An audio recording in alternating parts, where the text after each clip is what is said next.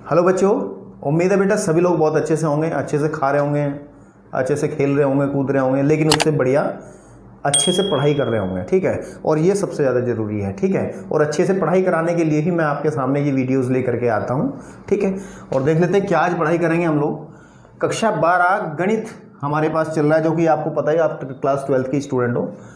तो भाग 1 का ये तीसरा चैप्टर मैं डिस्कस करूँगा आपके सामने आज, यानी कि थर्ड चैप्टर। इससे पहले 2 जो चैप्टर हैं इजीली आप साइड में प्लेलिस्ट में मिल जाएंगे आपको। आप चैनल पे जाएंगे, प्लेलिस्ट पे क्लिक करेंगे तो आपको नाम से ही मिल जाएगा। थोड़ी सी बात बता दूं अवेयरनेस के लिए कि ये जो चैप्टर है, इसके बाद एक चैप्टर और आएगा सारणिक, यानी कि दोनों चैप्टर मिलकर के बनाते हैं बीजगणित का पोर्शन। पेपर की बात कर रहा हूँ मैं आपके। ठीक है, जो अभी मैंने कराया है आपके सामने, ठीक, जो पहला चैप्टर दूसरा चैप्टर कराया है, उन चैप्टर्स के जो नंबर हैं 10 से 12 नंबर के वो दोनों चैप्टर बनते हैं। और ये जो दोनों चैप्टर बनते हैं, एक तो ये वाला तीसरा चैप्टर, इससे नेक्स्ट वाला जो चौथा चैप्टर आएगा, वो मिला करके 13 से 14 नंबर ये आपके कंफर्म ये पेपर में आएंगे ही आएंगे। ठीक है, इतने नंबर के चैप्टर्स होते हैं। बीजगणित का ये पोर्शन कहलाता है। ये जो 2 चैप्टर हैं, चैप्टर नंबर 3 और चैप्टर नंबर 4 आपके पास में। आज हम इसी जो हमारे पास चैप्टर नंबर 3 है, इसी को हम शुरू करेंगे। ठीक है, शुरू करने से पहले मैं आज जो वीडियो आपके सामने जो ये लेकर के आया हूँ, मेरा इसे लेकर के आने का जो मकसद है, मैं सिर्फ आज इसमें इंट्रो डिस्कस करूँगा। इसका जो परिचय है ना बेटा, सिर्फ वो डिस्कस करूँगा कि ये बताऊँगा आपको कि आव्यूह क्या है। ठीक है, आव्यूह का पोस्टमार्टम हमें करना है कि इसके अंदर क्या क्या चीज़ें होती हैं। ठीक है, और फिर हम अगर इन चीज़ों के बारे में जानकारी ले लेंगे, तब एक्सरसाइज में घुसेंगे, तो फिर हमें कोई दुनिया की ताकत नहीं है सवाल करने से रोक दे। ठीक, तो अभी आप लोगों का सिर्फ काम है, इस वीडियो को बहुत ध्यान से देखिएगा, क्योंकि मैं आव्यूह क्या चीज़ है उसके बारे में डिस्कशन करूंगा। ठीक है, नंबर वाइज भी काफ़ी अच्छा चैप्टर है, यानी कि अच्छे नंबर इसमें आ सकते हैं आपके। चलिए बात करते हैं आव्यूह। सबसे पहले आव्यूह पढ़ते हैं क्या है। आव्यूह लिख लें जरा, है ना, हिंदी में ऐसा लिखा जाता है ना, राइट। ठीक है, आव्यूह, इंग्लिश में इसको मैट्रिक्स कहते हैं। ठीक है, आपके पास में, ठीक, ये आपके पास मैट्रिक्स। अब हम लोगों को इसके बारे में जानकारी लेनी है, ये है क्या। ज़्यादा इसका जो है बवाल नहीं हमें काटना है कि ये क्या होता है क्या नहीं होता। जस्ट सिंपल तरीके से सीखना है, क्योंकि जब आप सिंपल वे में सीख जाओगे ना, ठीक है, फिर चीज़ें कितनी भी एडवांस होती जाए तो आप लोगों को वो आसान लगने लगती हैं। बिल्कुल ठीक बात है। लेकिन अगर आप लोग थोड़ा शुरुआत से इसको बहुत हवा बना करके पढ़ोगे, आव्यूह ये है, मैट्रिक्स ये वो, तो भैया फिर इतना सा क्वेश्चन भी ना आपको रुला देगा। ठीक है, तो मैं बिल्कुल सिंपल तरीके से पहले समझा रहा हूँ। मैं लिखूंगा कुछ नहीं अभी, मैं जस्ट आपको समझाऊंगा। जैसे मैं डेफिनेशन लिखना बैठूँ इसकी यहाँ पे और तुम लोगों को समझाऊँ, फिर डेफिनेशन भी बताऊंगा, परेशान ना हो। लेकिन सबसे पहली बात ये है, आपको समझ लेनी क्या है। ठीक है, क्या है समझ लेनी कि ये आव्यूह होता क्या है। देखिए, ज़्यादा टाइम नहीं लेंगे, हम बात करें, बहुत टाइम हो गया। हम क्या करें, अगर कुछ संख्याएं लें कि जैसे 3, 5, 7, अरे कुछ भी ले लो यार, मैं इवन नंबर और नंबर के चक्कर में 11 मैंने लिखा, 5 - 10 18 101, तो ये कुछ नंबर लिखे हैं ना। और अगर इन नंबर्स को मैं इस तरीके से एक स्पेशल टाइप का ब्रैकेट सा बना दूँ, ये वाला, ठीक है, तो इसकी आकृति कुछ दिख रही है ना तुम्हें। ये कुछ ऐसी आकृति का नहीं हुआ, डब्बा सा नहीं बन गया ये एक, है ना। बस यही तो आव्यूह है यार, यही तो मैट्रिक्स है, यही तो आव्यूह है। मतलब कहने की बात यह है कि संख्याओं के आयताकार क्रम विन्यास को, हिंदी में ज़्यादा आ गया मैं, मेरा कहने का मतलब यह है कि इस तरीके से नंबर्स को अरेंजमेंट किया जाए कि आयताकार अरेंजमेंट कर दिया जाए उनका, जैसे इसमें लिखा गया है, तो इसको ही तो हम आव्यूह कहते हैं भाई। ये देखने में आयताकार लग रहा है, ठीक है। तो डेफिनेशन अगर आप एनसीईआरटी में जाओगे पढ़ने, मिलेगी आपको डेफिनेशन भी लिखी हुई, तो वो कहेगा कि संख्याओं के आयताकार क्रम विन्यास को आव्यूह कहते हैं। एक बात और बता दूं मैं आपको, चलो लिख देता हूं ये बात, फिर उसके बाद डिस्कस करता हूं कि क्या है। देखिए, संख्याओं, ठीक है, के आयताकार, ठीक है, आयताकार क्रम विन्यास। ये क्रम विन्यास मतलब आपके पास में को क्या, 21 इंसान का नाम है, विन्यास, विन्यास यार, विन्यास, ठीक है, क्रम विन्यास को आव्यूह, ठीक है, कहते हैं। ये हो गई डेफिनेशन, ठीक है। कहते हैं। अब ये डेफिनेशन वैसा कोई पूछता नहीं है आपसे, लेकिन इसका मतलब ये नहीं है कि कोई पूछेगा नहीं तो आप लोग पढ़ोगे ना इसको, ये तो गलत बात होगी ना, चीज़ें सारी कवर होनी चाहिए, ठीक है। अभी मैंने क्या कहा है, यही तो कहा है कि मैंने कि संख्याएं हैं, इनको एक आयताकार शेप में मैंने लिख दिया इस तरीके से और क्रम से लिख दिया, ठीक है, आपके पास में एक अरेंजमेंट, तो इसी को तो हमने आव्यूह कहा। लेकिन एक चीज़ ध्यान रखें बेटा, ये जरूरी नहीं संख्याएं ही हों, इस संख्याओं के स्थान पर फलन भी आ सकते हैं, ठीक है। संख्याएं तो आपके पास में बहुत सारी होती हैं, संख्याएं तो काल्पनिक और वास्तविक दो प्रकार की होती हैं, तो लेकिन हम लोग सिर्फ पढ़ेंगे वास्तविक के बारे में। लेकिन मैं एक बात बता दूं, यहाँ पे फलन भी आ सकते हैं, मतलब ये ऐसे भी लिख सकता हूँ मैं यहाँ पे कि यहाँ पे ट्रिग्नोमेट्रिकल फंक्शन आ जा sin x tan x, ठीक है, आपके पास में नीचे कुछ आ जाए x², यहाँ पे कुछ आ जाए cot x। तो इसमें चारों चीज़ें क्या है, ये भी एक आयताकार अरेंजमेंट है, देख लीजिए आप, लेकिन इसमें चारों संख्याएं ना होकर के फंक्शन है। ये त्रिकोणमितीय फलन है, ये बीजगणितीय फलन है, तो जरूरी नहीं है संख्याएं ही हो। तो परिभाषा ये कहलाएगी, यहाँ पे हम एक वर्ड और यूज़ कर सकते हैं इसमें, ये नीचे की तरफ लिख देता हूँ, फलन, फलनों के, ऐसे कहला फलनों के आयताकार क्रम विन्यास को हम आव्यूह कहते हैं। ये तो बात हुई इसको देखने की, बड़ा ऑरल सा हमने बहुत सिंपल तरीके से सीखने का प्रयास किया कि क्या है, ठीक है। लेकिन इसको थोड़ा सा आगे की तरफ लेके चलते हैं ताकि चीज़ें उस तरीके से डेवलप हों जैसे हम लोगों को क्वेश्चंस करने हैं, ठीक है। तो जैसे बात करते हैं, इसको रफ कर दे रहा हूँ मैं, इसमें कुछ खास बात नहीं है, मैं रफ कर दे रहा हूँ, चलिए, ठीक। अब जो बात आती है, सिंपल सी बात यह है कि हम कुछ भी चीज़ पढ़ते हैं, एक्चुअली कोई ऐसे तो पढ़ते नहीं, हम लोग त्रिभुज पढ़ा छोटी क्लास में, लेकिन उसके साथ साथ उसके कोणों, उसकी भुजाओं के बारे में पढ़ा, ठीक। तो ऐसे ही बेटा हम लोगों के पास में अगर आव्यूह है, ठीक है, मैं कोई आव्यूह बना लेता हूँ, सिंपल सी बात है, फिर बात करता हूँ। जैसे 3 4 7 9 8 5 6 9 11 3 2 4, ये एक आव्यूह बना दिया मैंने, आयताकार है, ये भी देख लो, आयताकार वर्गाकार कुछ भी हो सकता है, लेकिन एक इस तरीके की शेप होगी आपके पास में, ठीक। तो इसके अंदर क्या क्या चीज़ें हैं और क्या क्या खास बात है, उसको अब थोड़ा सा निकालने का प्रयास मैं कर रहा हूँ। देखिए सिंपल सी बात है, ये जो लेटी हुई लाइन्स लग रही है ना, ये देखो, एक ये लाइन है, ये वाली जो ये लाइन है, इसको हम कहते हैं पंक्ति। क्या कहते हैं? पंक्ति।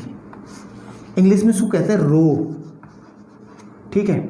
और ये हमारी पहली पंक्ति है, तो हम इसको इंग्लिश में सिंपली ना नोटेशन इसका R1 दे देते हैं। R1 मतलब पहली पंक्ति, रो, ठीक, आपके पास में। ऐसे ये भी पंक्ति है, बिल्कुल ठीक है, पंक्ति है, कोई दिक्कत वाली बात नहीं है। लेकिन ये कौन सी पंक्ति है? दूसरी पंक्ति, इसको कह देंगे R2। इस तरीके से इस वाले को हम कह देंगे, ये जो पंक्ति है, पंक्ति मतलब ये वाली जो लाइन बन रही है जिसमें हम 11 7 3 4 को स्टडी कर रहे हैं, तो ये भी आपके पास में एक पंक्ति है। लेकिन ये पंक्ति बेटे क्या है? ये R3 है। यानी कहने की बात यह है, इसके अंदर ये जो मैट्रिक्स, ये जो आव्यूह लिखा है आपका, इसके अंदर 3 पंक्तियां हैं, और 3 पंक्तियां, पहली पंक्ति ये रही, दूसरी ये रही, तीसरी ये रही, ठीक है। नंबर वाइज हम इसको क्या कहते हैं? ये R1 है, ये R2 है, ये R3 है। नंबर भी आपको समझ में आया। अब ये जो सीधी लाइन्स है, ये वाली, ये खड़ी लाइन्स है, ये जिसमें पहली लाइन में 3 8 11, तो ये भी एक लाइन है। 4 5 7 7 6 3, तो ये सीधी लाइन है। इनको कहा जाता है बेटा स्तंभ। क्या कहा जाता है? स्तंभ। इंग्लिश में इसको कहते हैं कॉलम। क्या कहते हैं? कॉलम, ठीक। और ये पहला कॉलम है, तो इसको कहा जाएगा बेटा C1। इस वाले को, ये पहला को C4 कॉलम, इस वाले को कह देंगे बेटे हम थोड़ा सा, इसको कह देंगे हम C2, इसको कह देंगे हम C3, इसको कह देंगे हम C4। बात समझ में आ रही? कहने की बात, ये जो आव्यूह मैंने आपके सामने लिखा ना, इस जो आव्यूह लिखा, इसके अंदर आपके पास में 3 तो पंक्तियां हैं, यानी कि 3 पंक्तियां हैं, 3 पंक्तियां, ठीक है। और 4 जो हैं इसकी स्तंभ हैं, ठीक है। क्या है? स्तंभ हैं आपके पास में। लेकिन आप लोगों को एक सलाह देना चाहूँगा मैं, इसमें चैप्टर को करने से पहले आप लोग पंक्ति और कॉलम में, पंक्ति और स्तंभ में परेशान ना हो कि आप लोग इसको स्तंभ पंक्ति पढ़ें। आप सिंपल सी बात है, लेटी हुई लाइन्स को आप रो कह दें, ठीक है, बिल्कुल सीधी सी बात है। और जो ऊर्ध्वाधर रेखाएं हैं ना, ये वाली, ये जो ऊर्ध्वाधर रेखाएं हैं, इनको आप सीधी सी बात है स्तंभ कह दें, यानी कि स्तंभ, इनको आप सीधी सी बात है कॉलम कह दें। और इनकी नोटेशन भी आसानी से याद रहेगी आपको। R4 रो याद रहेगा, क्योंकि इसी को यूज़ करा जाएगा पूरे चैप्टर के अंदर, R1 R2 R3। और C4 कॉलम रहेगा, जिससे आप C1, अगर कहीं आपको दिखाई देगा कि C1 मीन्स पहले कॉलम की बात हो रही है, ठीक है। अगर कहीं पे आपको मिले R2, इसका मतलब दूसरी रो की बात हो रही है।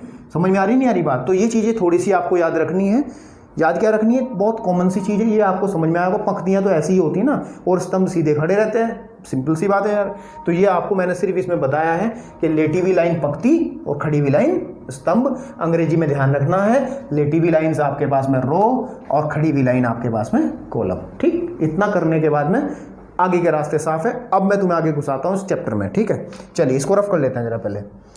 अब इसमें एक चीज आती है आपके सामने कि आव्यूह का संकेतन की बात करते हैं। आव्यूह का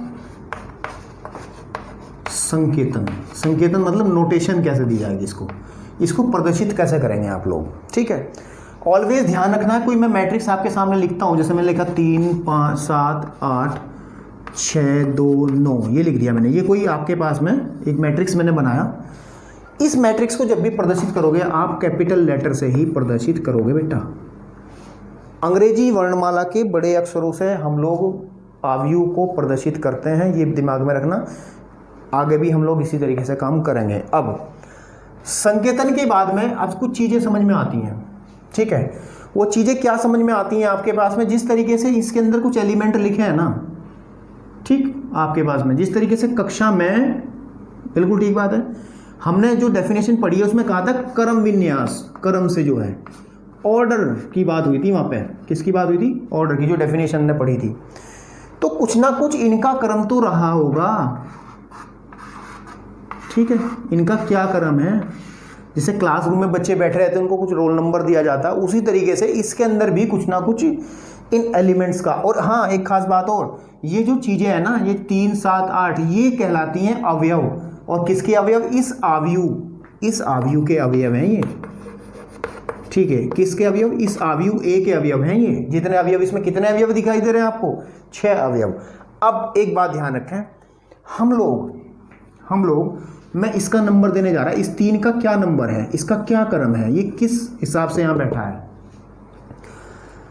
ये देखिएगा पहले। ये किस रो में है? 3 की मैं बात कर रहा हूं। ये किस रो में है भाई? ये R1 में है, बिल्कुल ठीक बात है। R1 मतलब पहली रो। इसके अंदर 2 ही तो रो हैं, R1 और R2। एक तो ये ऊपर वाली, एक ये नीचे वाली। स्तंभ कितने हैं? ये आपके पास में C1 है, ये आपके पास में C2 है, ये आपके पास में C3 है। इसका मतलब इसके अंदर कितने स्तंभ है? 3 स्तंभ है। तो मेरे को ना इस 3 का ना नंबर चेक करना कि ये किस नंबर पे बैठा है।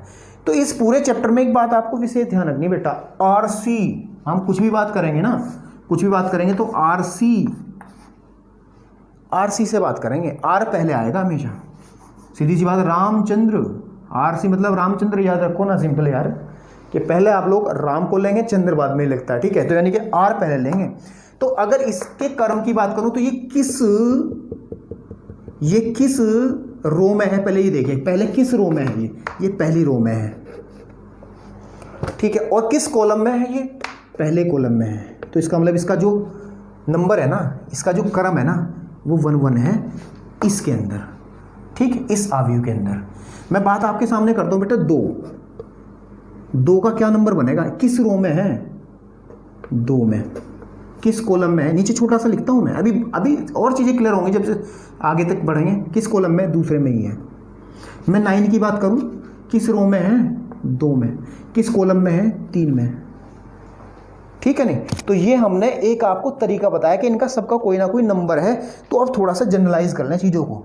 ऐसे तो नहीं हम लोग पढ़ के काम चलने का, हम इनको थोड़ा सा जनरलाइज कर लेते हैं। जनरलाइज क्या? हम जब इसका संकेतन पढ़ रहे हैं ना, तो हम लोग ना, हम क्या करते हैं, किसी भी मैट्रिक्स को ऐसे लिखते हैं AIJ। ये AIJ क्या है?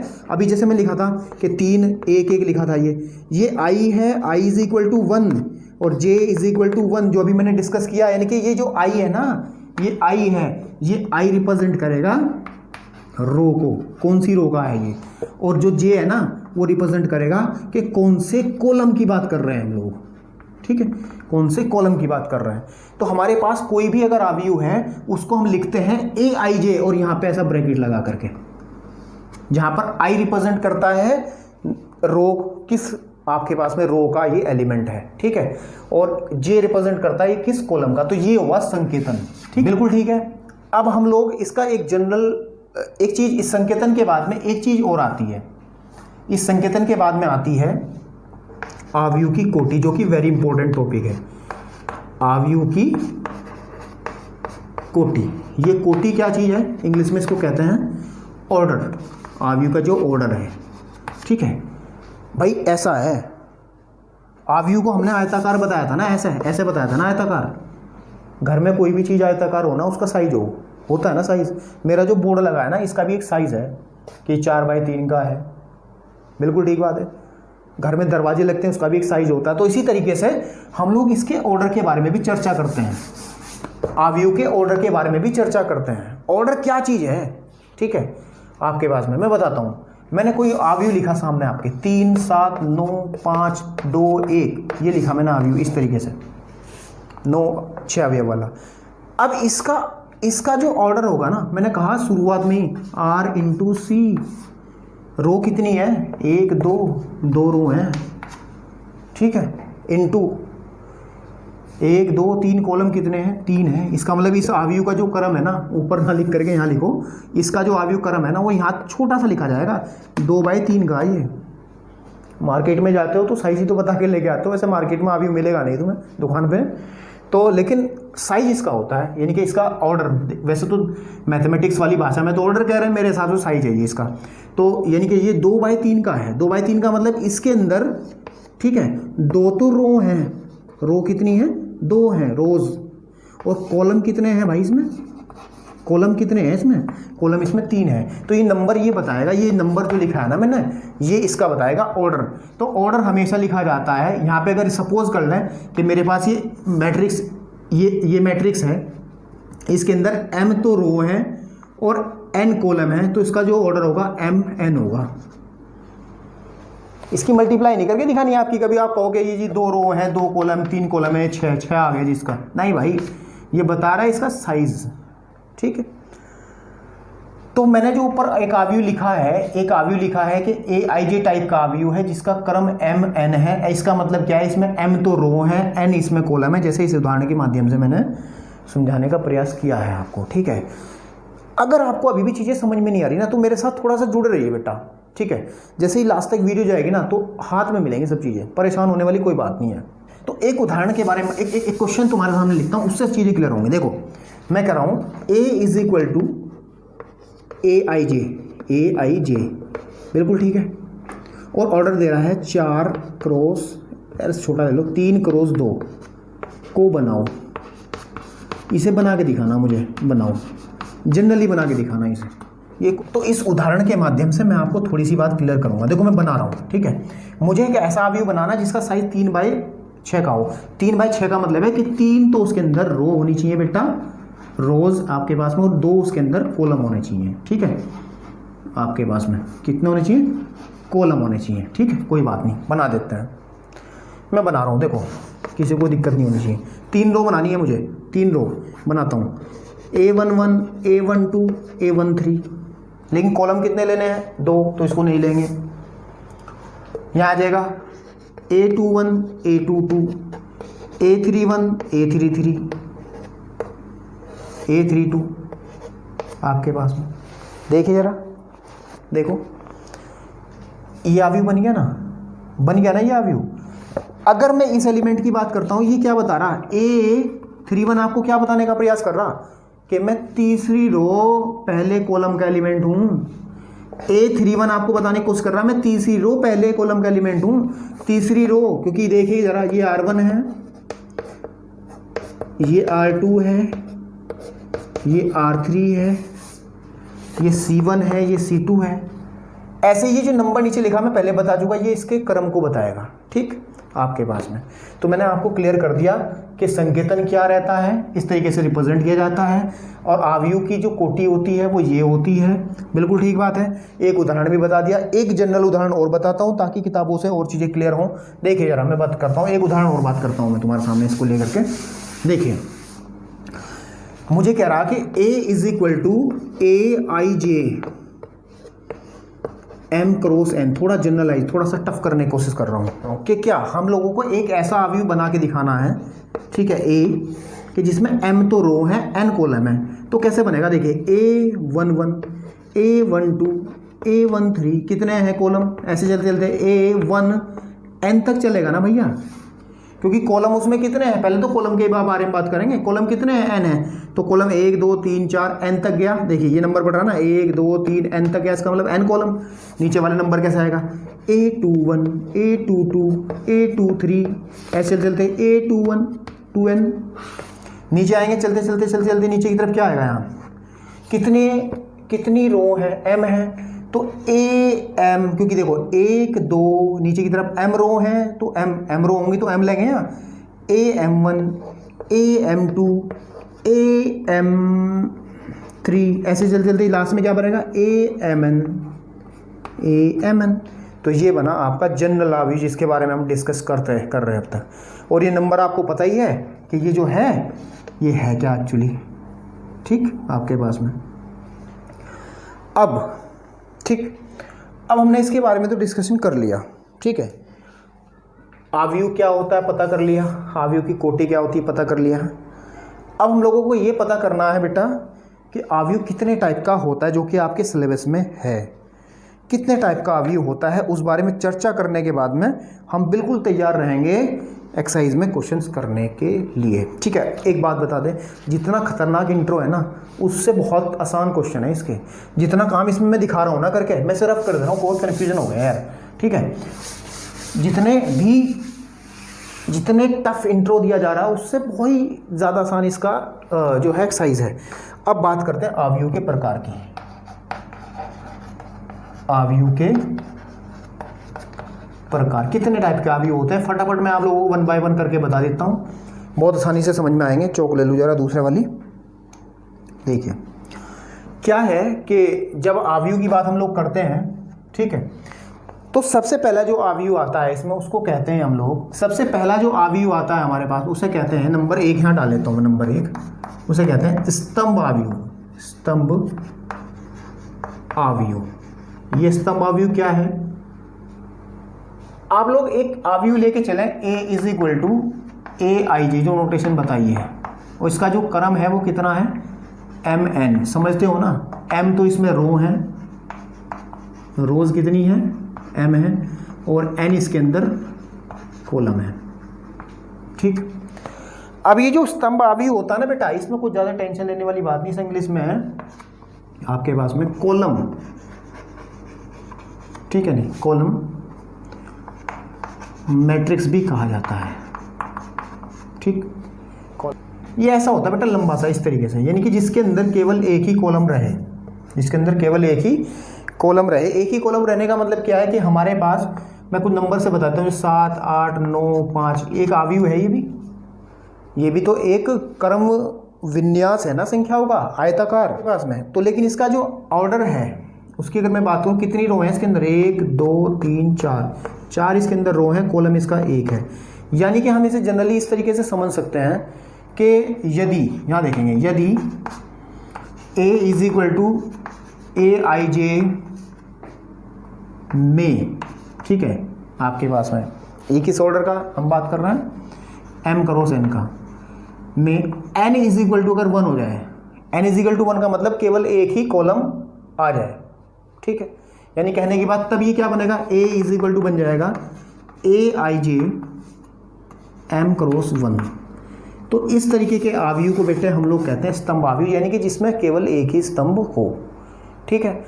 इसी तरीके से हम दूसरा अवयव डिस्कस करते हैं, ज़्यादा बात नहीं करते इस बारे में, और वो होता है स्तंभ हो गया, एक पंक्ति अवयव होता है। जब स्तंभ की बात करी तो पंक्ति थोड़ा पीछे रहेगा, पंक्ति अवयव, ठीक है। और पंक्ति अवयव इंग्लिश में क्या कहते हैं, रो मैट्रिक्स। रो मैट्रिक्स, इसकी क्या खास बात रहती है भाई, सेम कंडीशन रहेंगी, ठीक है। लेकिन वो सेट क्या रहेगा, A is equal to AIJ, इसमें क्या रहेगा कि केवल ऐसा बनेगा, वो मैं थोड़ा बना के दिखाता हूँ पहले, वो बनेगा ऐसा 3 5 7 9, ये एक अवयव है, कोमा नहीं लगाने के बीच में, गैप देना सिर्फ। इसके अंदर केवल एक रो है 1 2 3 4 कॉलम है, ठीक। तो जिसमें केवल एक रो होगी, एक रो का मतलब ये रहा कि जो हमारे पास जो हम बात कर रहे हैं A is equal to AIJ वाले मैट्रिक्स की बात हम कर रहे हैं, इसमें अगर m की वैल्यू 1 ले लें, दैट इज हमारे पास 1 × n, तो ये जो बनेगा ना, इस तरीके के जितने मैट्रिक्स होंगे वो सारे के सारे ही पक्ति आवी होंगे, यानी कि वो सीधी की सीधी एक रेखा में होंगे, केवल एक ही रो वाले। बस ज़्यादा डिटेल में ना जाओ। कॉलम मैट्रिक्स का मतलब एक स्तंभ वाले, हिंदी में लिख रहा हूँ, चलो स्तंभ वाले, बिल्कुल ठीक है। इसके लिए जा रहा हूँ एक पंक्ति वाले, बिल्कुल ठीक बात है। तो जनरली ये बात ध्यान रखें, केवल एक स्तंभ वाला स्तंभावयव, एक पंक्ति वाला पंक्ति आव्यूह, ठीक।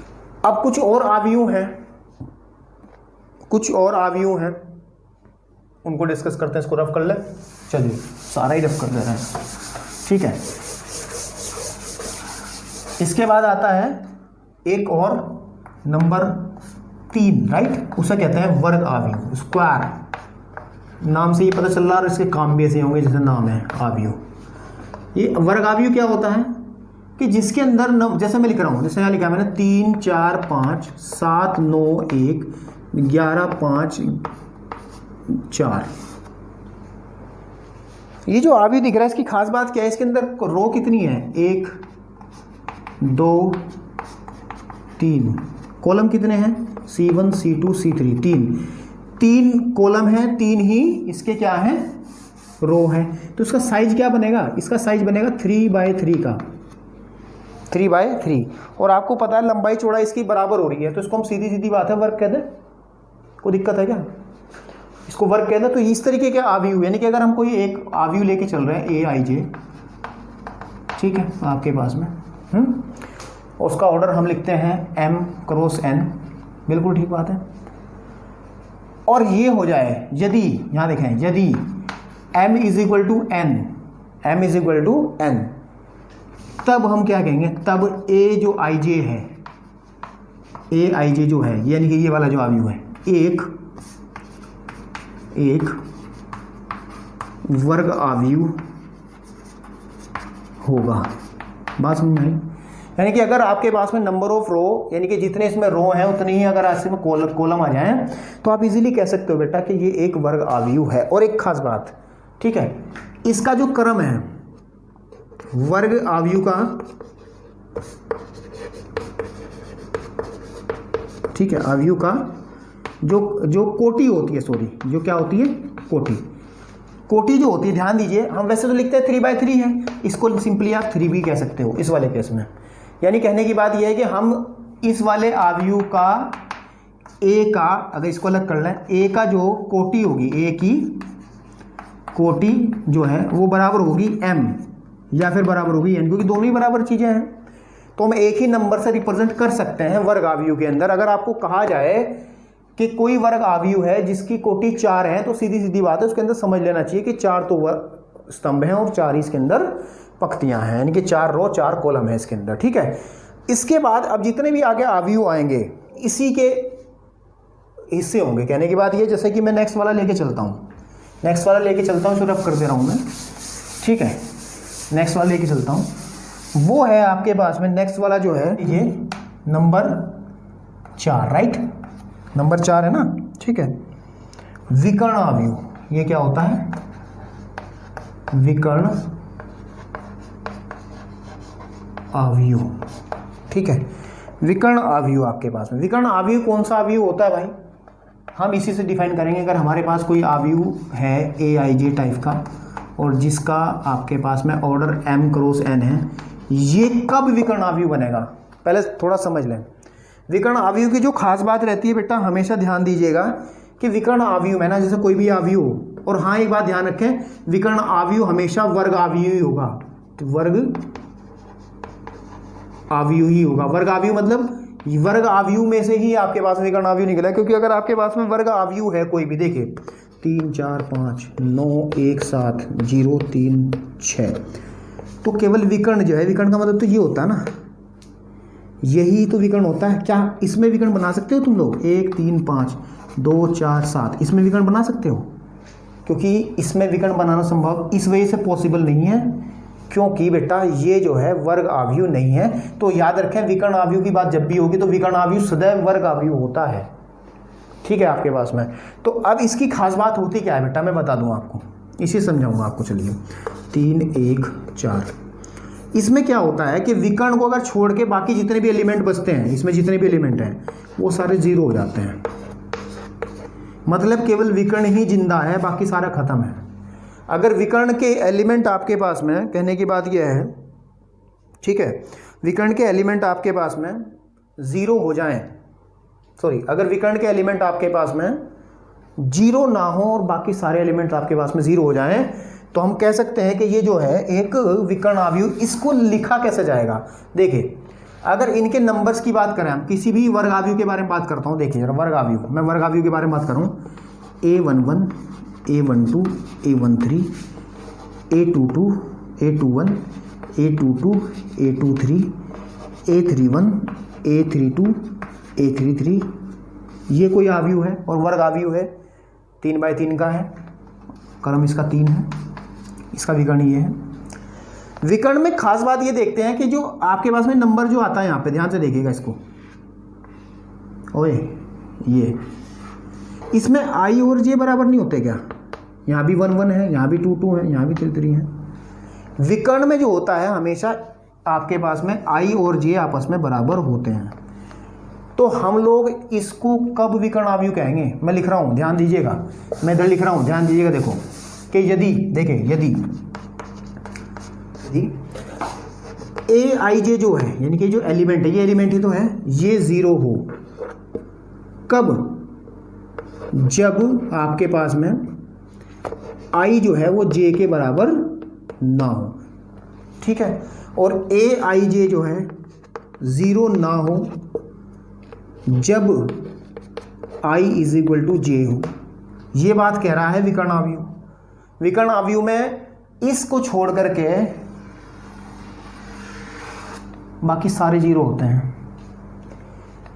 ए आई जे जीरो होगा जब j is equal to i is equal to j नहीं होगा। देखो इन सारे एलिमेंट में 1 2, कभी ये तो नंबर बराबर आ रहे क्या आपस में, 1 2 1 3 2 1 2 3 बराबर तो सिर्फ विकर्ण में आते हैं, और अगर बराबर आते हैं तो वो जीरो नहीं होगा।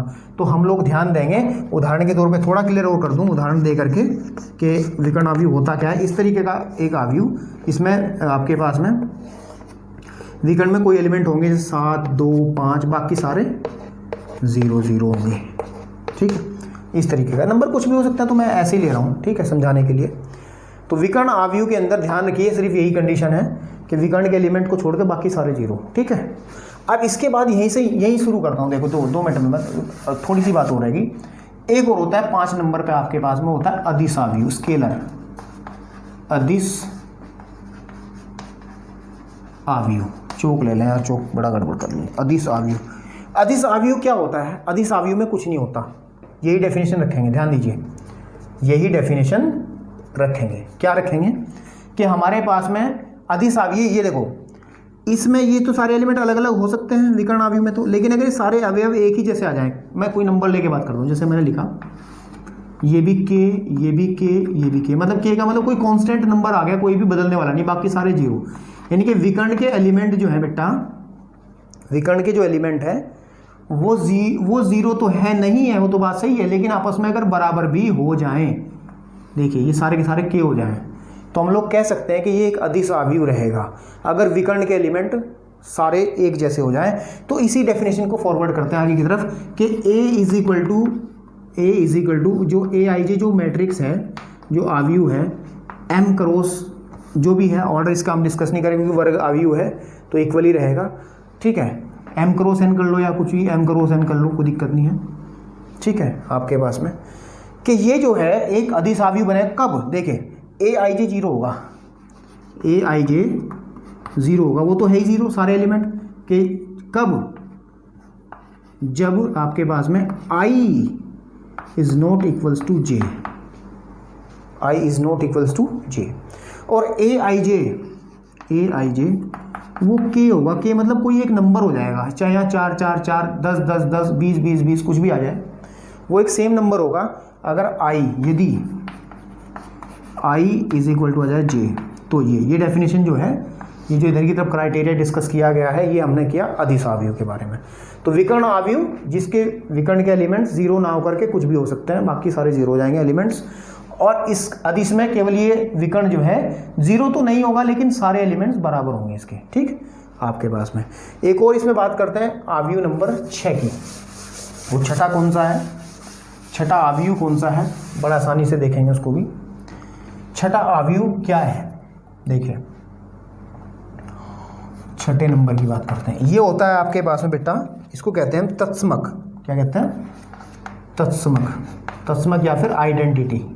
क्या, आइडेंटिटी। तत्समक अवयव आपने पढ़ा था ना पिछले चैप्टर में, आइडेंटिटी मैट्रिक्स की बात कर रहे हैं, है ना, ठीक है। इसको भी रफ कर दो ना, इसकी क्या कर रहे हैं हम लोग, ठीक है। चलिए, मैट्रिक्स, ठीक आपके पास में। तो तत्समक आव्यूह क्या होता है, बड़ा सिंपल है यार, ये भी एक वर्ग आव्यूह ही होगा, वर्ग आव्यूह। ये सारे वर्ग आव्यूह हैं, तब जाके सारी बात बनेगी, ठीक है। और वर्ग आव्यूह कैसा होगा कि हमारे पास में एक अदिश आव्यूह की अगर हम बात करें, अगर यहाँ विकर्ण में 1 1 1 बन जाए, बाकी सारे जीरो एलिमेंट बन जाए, मतलब क्या है, अभी जो डेफिनेशन पढ़ी थी ना, अभी मैं सबको कनेक्ट करूँगा, टेंशन ना लो, ठीक है। इसमें क्या है कि विकर्ण के एलिमेंट जो है बेटा वो क्या है, 1 1 1 है। अगर विकर्ण का एलिमेंट 1 1 1 बन जाए तो हम इसको कहते हैं ये एक तत्समक आव्यूह है या फिर आइडेंटिटी मैट्रिक्स है। और इसका जो ऑर्डर है वो 3/3 का है, तो इसको स्पेशल नोटेशन आई से कहते हैं। और ऑर्डर इसका कितना, 3, तो इसे कहेंगे I3। अगर कोई आपको कहे I2 लिखो तो I2 कैसे लिखोगे, यानी कि एक ऐसा आव्यूह जिसका ऑर्डर 2/2 का होगा, यानी कि 1 1 0 0, ये 2/2 है ना, तो ये नोटेशन होती है इसकी। डेफिनेशन की अगर बात करें कि हमारे पास अगर एक Aij हमारे पास कोई भी मैट्रिक्स हो, और अगर Aij की वैल्यू 0 हो जब I is not equals to j, और Aij की वैल्यू 0 ना होकर के 1 हो जाए, यहाँ पे क्या आ जाए, 1 हो जाए, कि जब I इज इक्वल टू जे। भाई ये विकर्ण में ही तो बराबर होता है ना, I is equal to j. I is equal to j अगर कहीं आता है, सिंपल सी बात है, तो इसका मतलब विकर्ण की बात हो रही है, क्योंकि ये एलिमेंट कौन सा बनेगा, आप सिंपल सी बात बता चुके पहले भी भाई, A11 A22 A33, तो ये तो होता है, यानी कि ये नंबर जो हैं इक्वल रहते हैं आपके, बिल्कुल ठीक बात है। तो ये हुआ आपका विकर्ण आव्यूह। एक और बचा इसमें, एक और बचा इसमें आपके पास में, वो क्या बचा उसको बताता हूँ। जीरो आव्यूह कौन सा है, अंग्रेजी में नल मैट्रिक्स कहते हैं इसको, जीरो आव्यूह बात करते हैं, ठीक है। जीरो आव्यूह, शून्य आव्यूह, इसके बारे में बात करना कुछ ज़्यादा बड़ी बात नहीं है। शून्य आव्यूह आपके पास है। शून्य आव्यूह की क्या खास बात रहती है, अरे भाई कोई भी आव्यूह ले लें इस तरीके से, ठीक है आपके पास में, और अगर इसके सारे एलिमेंट जीरो बन जाएं, जितने भी एलिमेंट्स हैं सारे जीरो बन जाएं, चाहे वो किसी भी साइज़ का है, चाहे वो वर्ग है या नहीं है आपके पास में, तो जितने भी एलिमेंट है वो सारे जीरो बन जाए, तो उसको कहते हैं जीरो आव्यूह। यानी कहने की बात यह है कि Aij इज इक्वल टू 0 रहे सारी कंडीशंस में, चाहे वो I is equal to j हो या फिर I is not equals to j हो, वो सभी कंडीशन में जीरो बना रहेगा, ठीक है। तो हम इसको कहते हैं, इस A is equal to Aij को फिर हम क्या कह देंगे, जीरो आव्यूह कह देंगे, बिल्कुल ठीक बात है। तो मेरा कहने का मतलब ये है कि मैंने बहुत सारे आव्यूह सिखा दिया, थोड़ा सा होच पोच सा हो गया, थोड़ी सी बात बता दूं, उसके बाद वीडियो ख़त्म। इस वीडियो का सार लेकर के आया हूँ, इस चीज़ को समझ लेना बस, बाकी और कुछ नहीं है। देखिए, सबसे पहले हमने बात की थी वर्ग आव्यूह की, ध्यान दीजिएगा, ठीक है। वर्ग आव्यूह से गए हम लोग विकर्ण आव्यूह पर।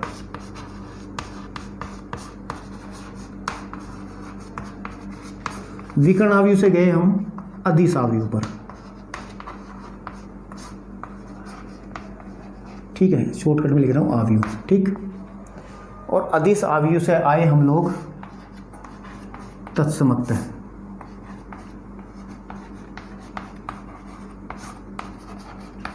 जबकि एक दूसरे से सारे के सारे कनेक्ट हैं।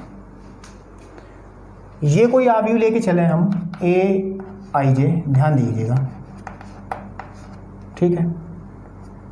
इस वाले केस में m is equal to n हो जाए तो इसको हम वर्ग आव्यूह कह देते हैं, या अगर हम m क्रॉस n का कोई भी आव्यूह लेकर चलते हैं, m is equal to n कहते तो ये वर्ग आव्यूह बन जाता है, ठीक। अब विकर्ण आव्यूह में क्या था कि केवल विकर्ण के अवयव जीरो नहीं होंगे, यानी कि आपके पास में ए आई जे जीरो नहीं होगा जब i is equal to j. I is equal to j का मतलब मैंने पहले बताया, i is equal to j का मतलब विकर्ण की बात हो रही है, और a i j is equal to zero जब i is not equals to j, यानी कि बचे हुए एलिमेंट। तो इस कंडीशन के साथ ये वर्ग आव्यूह विकर्ण आव्यूह बन जाता है। अब विकर्ण आव्यूह अदिश आव्यूह कब बनता है, ये कंडीशन जो कि तू रहती है ऊपर वाली कि a i j is equal to is not equals to zero, ठीक है। सॉरी, इसको हम कहते हैं इज इक्वल टू कोई नंबर आ जाता है, कोई भी के, यानी कि एक फिक्स नंबर, कोई भी संख्या आ जाएगी जब i is equal to j रहेगा, ठीक। और याद रखें नीचे वाली सेम रही condition, a i j is equal to zero जब i is not equals to j रहेगा आपके पास में, ठीक। अब इससे हम लोग अगर अदिश में जाएं, अदिश से अगर हम तत्समक में जाएं तो सिंपल सी बात है, डेफिनेशन वही रहेगी कि आप लोग यदि k इज इक्वल टू 1 रख दें इस वाली डेफिनेशन के अंदर, इस वाली डेफिनेशन के अंदर अगर k इज इक्वल टू 1 रख दें तो ये आव्यूह आपके पास में तत्समक आव्यूह बन जाएगा, आइडेंटिटी एलिमेंट बन जाएगा, आइडेंटिटी आव्यूह बन जाएगा। और मैं फिर जोर दे रहा हूँ भाई जी, ये आई जे है क्या, ये आई जे जैसे A11, A12, A13, A221,